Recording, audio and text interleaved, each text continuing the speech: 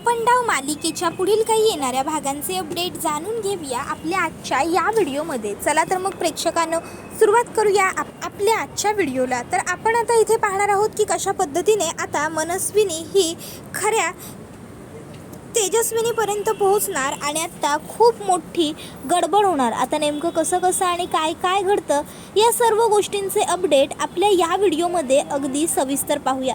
चला तर मग प्रेक्षकांनो सुरुवात करूया आपल्या आजच्या ह्या व्हिडिओला। तर आता आपण इथे पाहतोय की जी मनस्विनी आहे ती सखीच्या सासरी गेलेलीच नव्हती, तर खरी तेजस्विनी सखीच्या सासरीच आहे। त्यामुळे आता सखीला गैरसमज झालेला असतो की मनस्विनी तिच्या सासरी गेली होती। तर दुसऱ्या बाजूला मनस्विनी कबीरला विचारते, काय रे, काही लपून गपचूप करतोयस का, म्हणून मला विचारतोयस? आफ्टर ऑल चोराला सगळं जगच चोर वाटत असतं, कावीळ झालेल्याला अख्खं जग पिवळं दिसत असतं। त्यावेळी कबीर काही बोलणार इतक्यात सखी तिकडे येते आणि सखी म्हणते, काय माझ्या नवऱ्याबरोबर काय बोलताय एवढं, विचारावं म्हटलं। त्याबरोबर मग मनस्विनी म्हणते, हे बघ तू। त्यावर सखी म्हणते, एक मिनिट, आधी माझं बोलणं पूर्ण ऐकून घ्या। कबीरच्या नादी तुम्ही लागायचं नाही, ही पहिली गोष्ट। आणि दुसरी आणि अत्यंत महत्त्वाची गोष्ट, आमच्यापासून लांब राहायचं। माझ्यापासून, माझ्या घरापासून, माझ्या कुटुंबांपासून, माझ्या माणसांपासून, सगळ्यापासून लांब राहायचं। त्यावर मनस्विनी म्हणते, कोण आहे कोण तुझं कुटुंब? आई तर तुझी मीच मारली, बापही नाही आहे, मग कुणाच्या जीवावर एवढ्या उड्या मारतेस? कुटुंब कुटुंब कोणाच्या जीवावर बोलतेस? त्यावर सखी म्हणते, तुम्ही विसरत असाल तर तुम्हाला आठवण करून देते। कबीर किर्लोस्कर नवरा आहे माझा, आणि किर्लोस्कर फॅमिली माझी फॅमिली आहे, माझी माणसं आहेत ती, आणि माझ्या माणसांपासून लांब राहायचा। माझ्या माणसांच्या आसपाससुद्धा तुम्ही फिरकायचं नाही, कळलं ना तुम्हाला? त्यावर मनस्विनी म्हणते, त्या किर्लोस्करांच्या घरात जायला मला काय वेड लागलेलं नाही आहे, मी तिकडे कशाला जाईन? त्यावर सखी म्हणते, खोटं, किती खोटं बोलताय तुम्ही, खोटं बोलताना जीभ धजावतेच कशी हो तुमची? नाही, सॉरी सॉरी, तुम्हाला खोटं बोलण्याशिवाय काही येतच नाही, हे मला सतत विसरायला होतं मनस्विनी, बरोबर ना?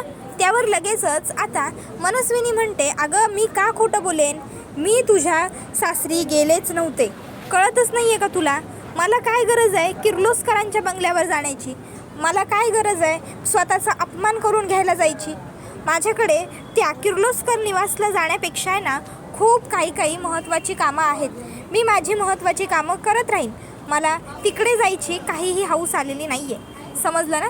आता मनस्विनीला कळतच नसतं की तिकडे खरी तेजस्विनी आहे। मनस्विनी सखीबरोबर भांडतच असते, ती म्हणते की तुला काय वाटतं, तुझं सासर म्हणजे नेमकं काय आहे? काय हिरेजडीत घर आहे की मोत्यांनी सुवर्ण गोष्टींनी बनलेलं महल आहे? तर मी तिकडे जायला, हे बघ लक्षात ठेवायचं, मी सरकार आहे, सरकार, आणि सरकार कुठेही गरज नसताना कधीच जात नाही, आणि तुझं सासर तिथे तर मी माझं कधी पाऊलही ठेवणार नाही, कळलं ना?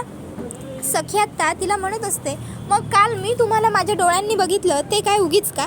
तुम्ही तिकडे गेला होतात त्यावेळी? मग मात्र आता इकडे मनस्विनी ही म्हणू लागते, माझ्या डोळ्यांनी बघण्याचा प्रश्न? आणि मग आता मनस्विनीच्या लक्षात येतं की सखी खोटं बोलणार नाही, मग नेमकं सखीने कोणाला बघितलं?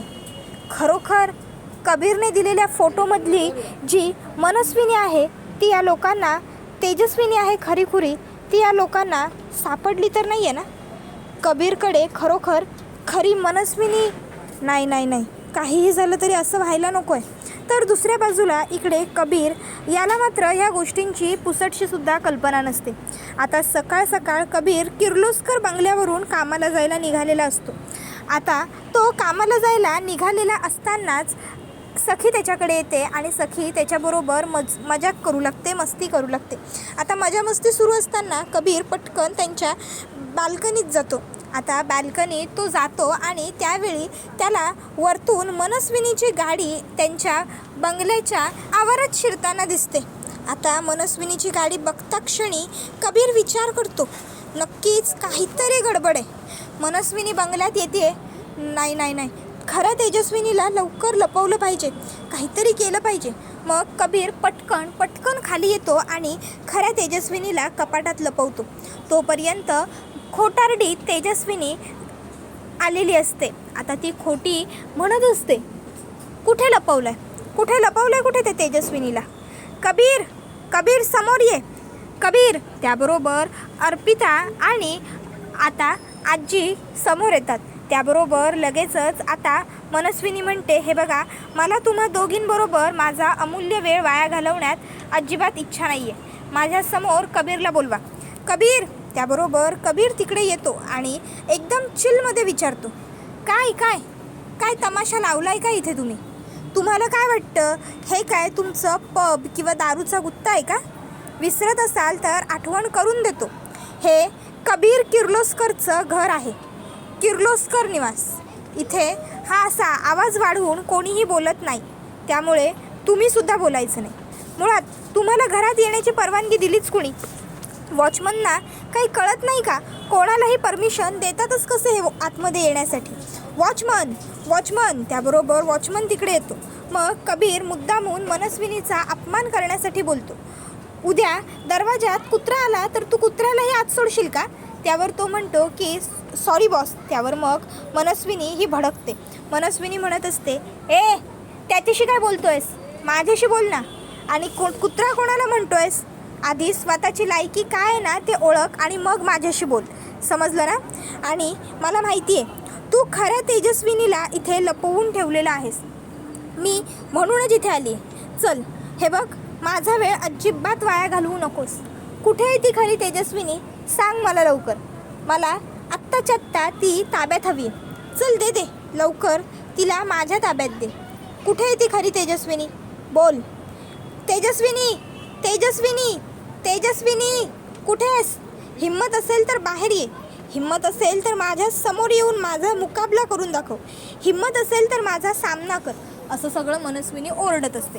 आता खरं तर ती हे सगळं जाणून बुजून मुद्दाम करत असते, कारण तिला माहिती असतं की खरी तेजस्विनी जर इथे असेल तर ती जोशात येईल आणि लगेचच्या लगेच माझ्या समोरसुद्धा येईल. तर दुसऱ्या बाजूला इकडे सखी ही घरी असते. आता ती नुकतीच आंघोळ करून बाहेर आलेली असते आणि आता ती आंघोळ करून आल्यावर ती कबीरचे शब्द आठवते. दाभाडे मावशींनी आपल्याकडे एक छोटीशी छान बाळकृष्णाची मूर्ती दिली होती. मग त्या मूर्तीबद्दल तुमचं काय म्हणणं आहे बेबी सरकार? सखी विचार करते. कबीर पण ना, कधी काय बोलेल आणि कधी काही त्याचा नेम नाही आहे. काही तर म्हणे दाभाडे मावशींनी दिलेल्या बाळकृष्णाच्या मूर्तीबद्दल काय विचार आहे. इथे आत्ता कुठेतरी आमची एकी झाली आहे आणि लगेच याला बाळकृष्ण हवा आहे. कबीर पण ना, इतक्यात तिची नजर तिच्या वडिलांच्या त्या फोटोवर जाते.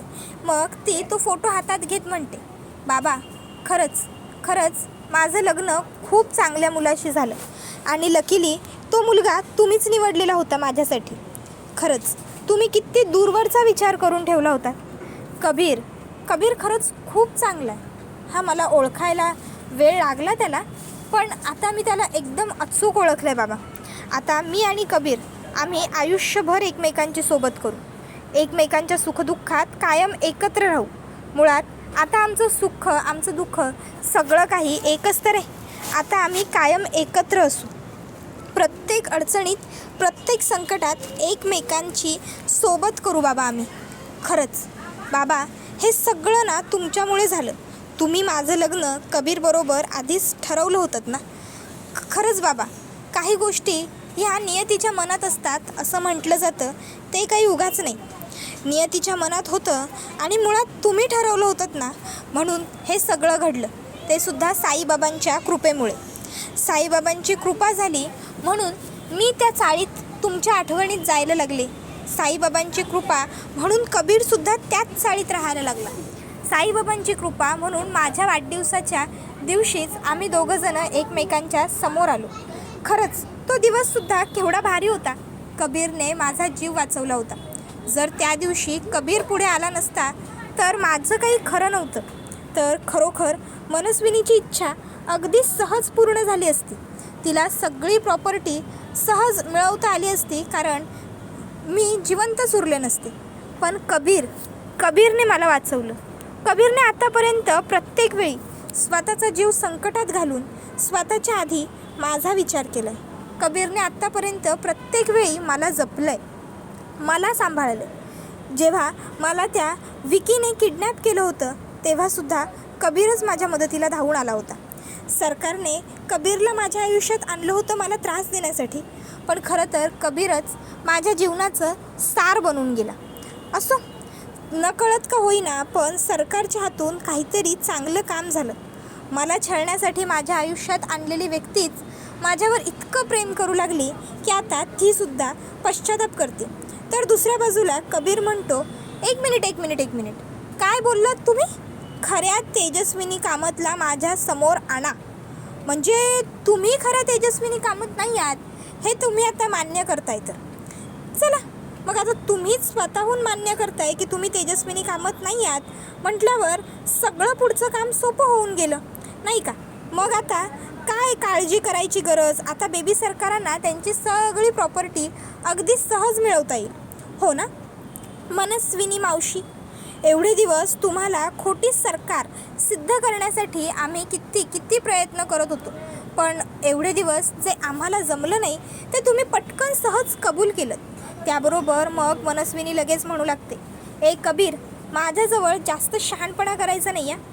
तुझी ही सगळी हुशारी आहे ना, ही सगळी सखीसमोर दाखवायची नाही।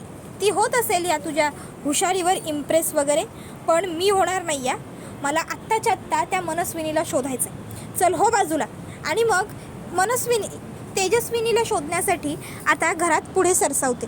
त्यावेळी तिला आता आजी अडवते आणि म्हणते, एक मिनिट, ह्या घरात फिरण्याची मुभा तुला नाही आहे। त्यावेळी मनस्विनी आजीला मागे धक्का देते आणि म्हणते, आता जे जगतेस ना ते बोनस म्हणून जगतेस।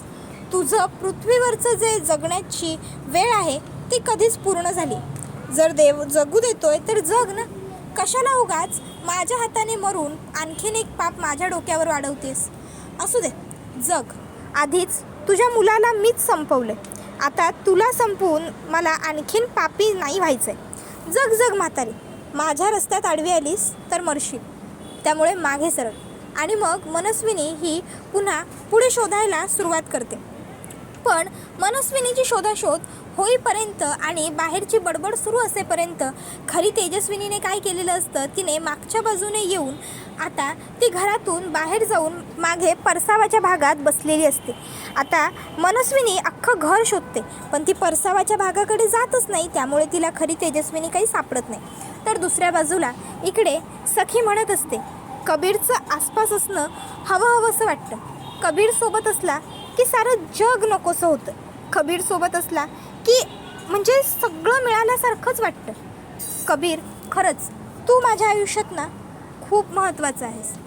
तुझ्याशिवाय मी अपूर्ण आहे। खरंच सन्हा कायम एकत्रच असणार। आपण दोघंजणं कधीच वेगळे नाही होऊ शकत कबीर, आणि आता तर कधीच नाही। पुढच्या 7 नाही तर 14 जन्मांसाठी मी तुलाच माझा नवरा म्हणून मान्य केलं आणि आता मी कायम तुझी सोबत करणार। आणि मग सखीला त्यांच्या लग्नाआधीचे सुद्धा प्रसंग आठवू लागतात, जेव्हा प्रत्येक वेळी कबीरने सखीची मदत केली होती, जेव्हा सखी सदन चाळीत त्या दोघांची वारंवार भेट होऊ लागली होती। सखीला सगळं काही आठवत असतं आणि तिला दाभाडे मावशींचे शब्दसुद्धा आठवलेले असतात। कुठलीही गोष्ट कधीच कारणाशिवाय घडत नसते बरं का सखी।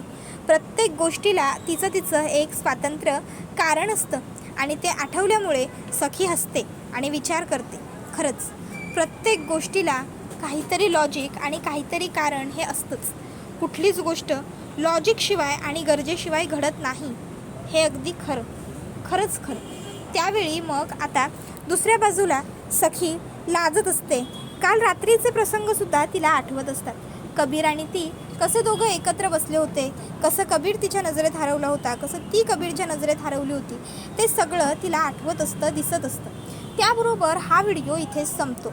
व्हिडिओ आवडला असेल तर व्हिडिओला लाईक करा, चॅनलवर नवीन असाल तर चॅनलला सबस्क्राईब करा आणि बेल आयकॉन आठवणीने प्रेस करा, जेणेकरून तुम्हाला पुढच्या प्रत्येक व्हिडिओचं नोटिफिकेशन मिळत जाईल आणि सर्व व्हिडिओंचा आनंद हा अगदी उत्तम पद्धतीने घेता येईल। चला तर मग प्रेक्षकांनो, आजच्या पुरतं इथेच थांबूया। पुढचा व्हिडिओ येईपर्यंत ह्या व्हिडिओचा आनंद घेत राहा। तुम्हाला ही मालिका कशी वाटते हे आम्हाला कमेंटमध्ये सांगायला विसरू नका। टाटा, बाय बाय, धन्यवाद, take care all of you.